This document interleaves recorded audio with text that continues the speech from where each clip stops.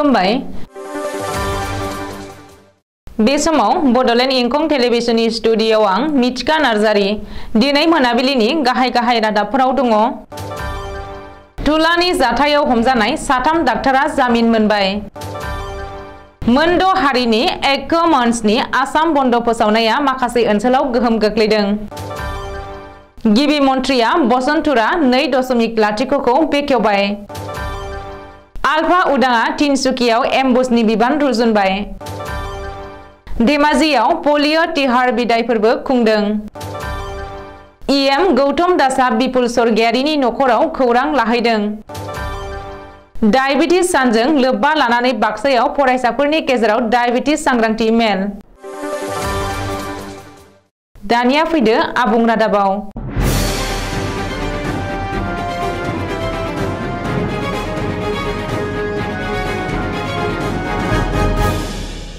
डुलानि जाथायखौ लोब्बा लाना हमजानाय साथाम डाक्टारा जामिन मोनबाय। डुलानि जाथायनि साथामबो डाक्टारनि जामिनखौ गुवाहाटी गोजौ बिजिरसालिया गनायथि होबाय। मिथिनो हानाय बायदिब्ला टुलायाव जिनाहारि आरो बुथारनाय जाथायखौ लोब्बा लानानै हमजानाय साथाम डाक्टार फारियै डॉक्टर अजन्ता बरदलै, डॉक्टर अनुपम शर्मा आरो डॉक्टर अरुण देकानो गुवाहाटी गोजौ बिजिरसालिया जामिन होबाय। मख'नो गोनांदि टुलायाव खामानि मावग्रा सासे उन्दै हिनजावसा आरती तुरीखौ जिनाहारि खालामनानै बुथारनाय जाथायखौ दोनखोमानो थाखाय बै साथाम डाक्टारा नंखाय पोस्टमर्टेम रिपर्ट गथायदोंमोन। जाउनाव बिसोर साथामबो डाक्टारखौ सीआईडीआ थांनाय 8 नभेम्बर खालि एरेस्ट खालामनानै जोबथेसालियाव दैथायहरदोंमोन। बेखौबो मख'नो नांगोनदि धुलायाव आरती तुरीखौ जिनाहारि खालामनानै बुथारनाय जाथायखौ दोनखोमानो नाजानाया सोराङाव फैनायनि उनाव दासिम सासे बिजिरगिरि, एसपी, एएसपी, सासे ओसी, साथाम डाक्टारजों लोगोसे गोबांसाया हमजाबाय। मोनद' हारिनि ऐक्य मंचआ दिनै एसटि दाबिनानै आसाम बन्द फोसावनाया रायजोनि माखासे ओनसोलाव गोहोम गोग्लैदों। मख'नो गोनांदि मोनद' हारिनि ऐक्य मंचआ आसाम बन्द फोसावनायखौ बोखांनानै लाफिननो पुलिस बिफाना सोगोमदोंमोनब्लाबो रायजोनि माखासे ओनसोलाव बन्दनि गोहोम गोग्लैदों। रिपर्ट बादिब्ला दिनै फुङावनो धेमाजि जिल्लानि माखासे ओनसोलाव दखान गला आरो फालांगियारि फसंथानफोर बन्द जानायजों लोगोसे 15 नं राजा लामायाव जोबोद खम बिबांनि गारि मटर खारनायखौ नुनो मोनदों। ओरैहाय आमगुरियाव 61 नं राजा लामा, 39 आरो 37 नं राजा लामाजों लोगोसे आपार आसामनि माखासे जिल्लायाव बन्द फोसावग्राफोरा टायार सावनानै राजा लामा होबथादों। बेजों लोगोसे फालांगियारि फसंथानफोरखौ बन्द खालामहोदों। बबेखानि रायजोनि गुबुन गुबुन ओनसोलाव पुलिसआ बन्द फोसावग्रा आफादनि गोबांसा मददगिरिफोरखौ हमदों होननानैबो मिथिनो हादों। ओरैहाय मोनद' हारिनो सोरखारा थाबैनो एसटि होआब्ला उननि समाव बेनिख्रुइ गोख्रोंसिन सोमावसारनाय हाबाफारिफोर बानजायगोन होननानैबो बन्द फोसावनायखौ मदद खालामग्राफोरा हुमखि होदों। गिबि मन्थ्रि डॉक्टर हिमन्त बिश्व शर्माया बसन्तुरा 2.0 खौ जागायबाय। समबारखालि गुवाहाटीनि श्रीमन्त शंकरदेव कलाक्षेत्रआव खुंनाय मोनसे हाबाफारियाव गिबि मन्थ्रि डॉक्टर हिमन्त बिश्व शर्माया नैथि खोन्दोनि बसन्तुरा 2.0 खौ बेखेवनानै होयो। बे हाबाफारियाव गिबि मन्थ्रिया बुंदोंदि आसाम सरकारा फोरमानलाइ बायदियै थागिबि सुबुंफोरनो हा-हुनि मोनथाय होनायनि खामानि मावगासिनो दङ। बेजों लोगोसे मिशन बसन्तुरा 2.0 नि खाबुखौ लानो थाखाय गिबि मन्थ्रि रायजो राजाफोरखौ खावलायदों। मख'नो गोनांदि दिनै आसामनि रायजो राजाफोरनि थाखाय मोनसे मख'जाथाव सान। सेथि मिशन बसन्तुराखौ जाफुंसार मावफुंनायनि उनाव मिशन बसन्तुरा 2.0 खौ बेखेवनो मोननानै गोजोननाय मोनदों।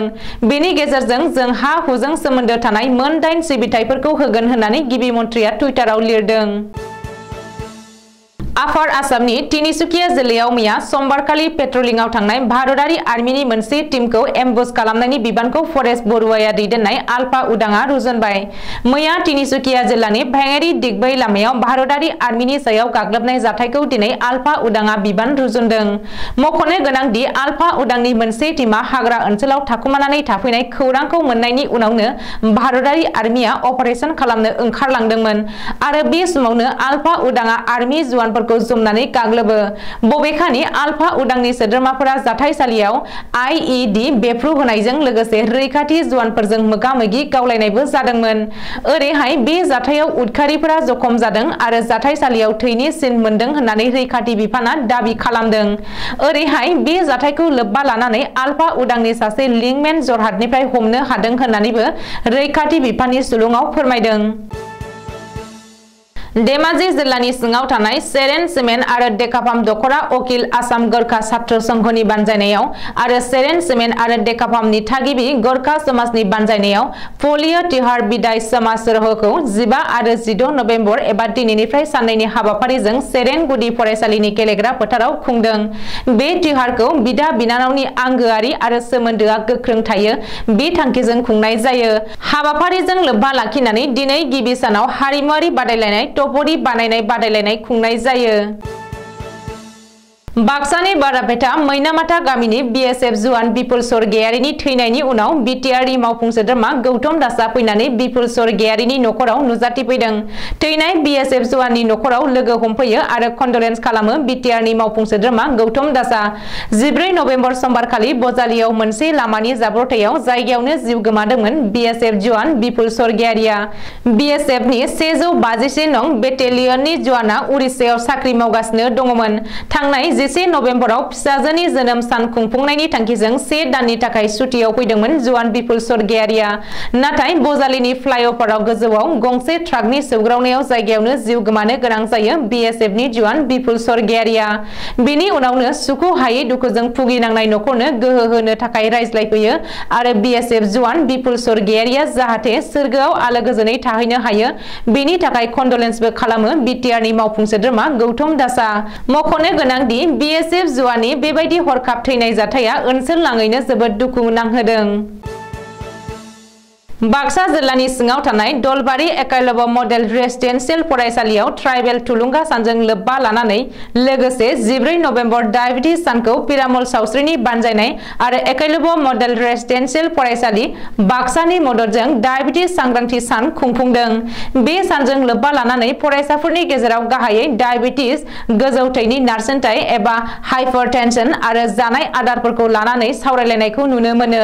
बे सावरायमेलावनो गाहाय आलासि महरै बाहागो लानानै WDF NCD नि राधाराव पालुलिकारा लाइमोन बैसोनिफ्रायनो डायबिटिज आरो हाइपारटेन्सनखौ लानानै बोरै सांग्रां जानांगौ बेनि सायाव बुंथियो। लोगोसे आथिखालाव डायबिटिज आरो हाइपारटेन्सन जानाय बेरामिफोरा बांनायनि सोंथियाव फोरमायनानै बुङोदि दिनैनि मानसिफोरा फास्ट फुड, पेकेटआव थानाय बायदि जाग्रा मुवा, जानाय मिथाइ आरो देहायारि ब्याम एबा खस्थ' खामानि मावनायफोरा खमायलांनायनि थाखायनो बे डायबिटिज आरो हाइपारटेन्सन बेरामि साग्लोबनाया बारा जालांगासिनो दं होननानै बुंथियो। आरो जों बेनिखायनो देहायारि ब्याम खामानि मावनायखौ बांहोनानै फास्ट फुड एबा पेकेजिं जाग्रा बायदि मुवाखौ गारनांगौ एबा खमायनोबो खावलायो। बे सांग्रांथि मेलाव बाहागो लायै फारियै head centre of excellence NE नि माथु राघवेन्द्र, बाक्सा NCD जिल्ला coordinator Nirben Kalita, Dhruba Dutta Goswami, NCD WDF general head Aminur Zaman मोनहा। दिनै मोनाबिलिनि रादाबा एसेनोसै। गोजोन्थों।